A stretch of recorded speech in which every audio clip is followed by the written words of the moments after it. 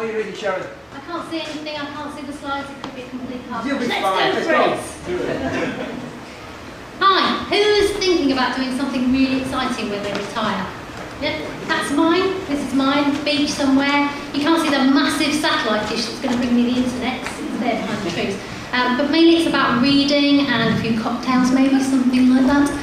We were doing some planning about retirement a few years ago, and my other half's got about 10 years on me, so he wants to play golf all day. Apparently, I'm going to keep working. We can talk to him about that later. Later that week, I started to feel a bit ill, and I ended up here in St James's Accident Emergency Department. And I just thought it was food poisoning or something, felt a bit sick, a bit dizzy, something like that. I thought they'd give me a jab, send me on my way, but they didn't. They admitted me and put me in a little room with something on the door that said, "Don't enter."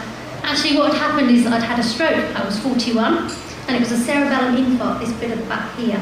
It was a bit of a shock, a bit disruptive. Got the theme in. Thank you. I'll go now.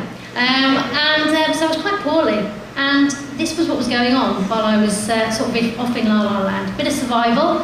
I was in ICU in a medically induced coma for a little bit, and then they decided that they'd look for some brain function. Never mind.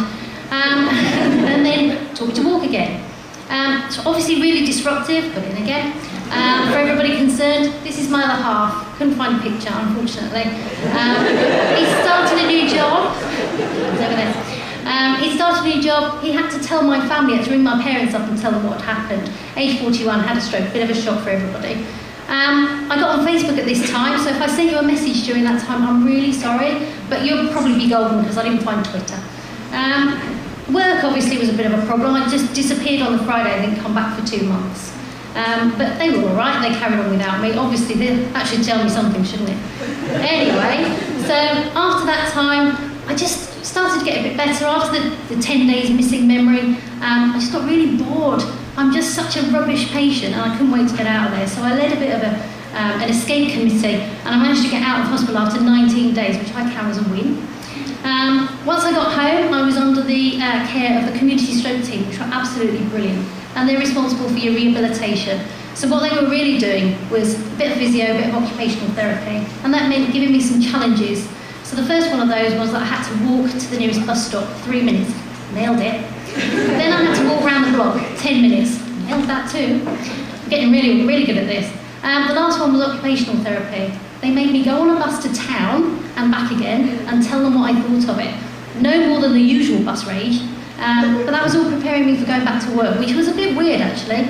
2 months after the stroke, I went back to work, and basically I just looked exactly the same as I did before, apart from a really wild haircut because they shaved across my head here.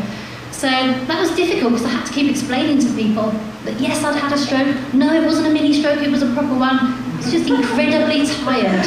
I was going to bed at 8 o'clock every night. I'll make it till 10 now. Sorry, Rich, I won't see your talk tonight, I'll be off home. But it was really, really tiring. And really that was all I managed to do during that time. And then I had to get used to the fact that this was normal now. Normal was different. And so that meant no driving, it meant tablets for the rest of my life. And then, because I'd done all my consultant appointments and all of that kind of thing, it meant that I was on my own. So I had to learn to do some things differently. The first was this, relax. I was rubbish at relaxing. I'd be always trying to do more than one thing at once. I'm doing really well now, aren't I? Getting on stage and all that kind of thing. Anyway, so it was all about relaxation, doing something really good.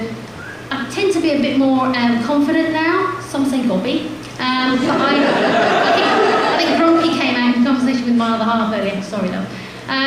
But really, you've got to express yourself, and I want to talk about what I'm doing.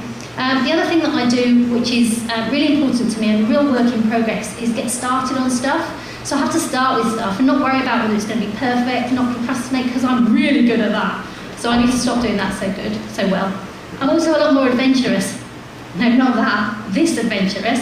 And also things like just going to a restaurant, a different restaurant, or eating something different. It's just the little things. But that's really important to me now, whereas before I was a bit boring, and now I try to do things slightly differently.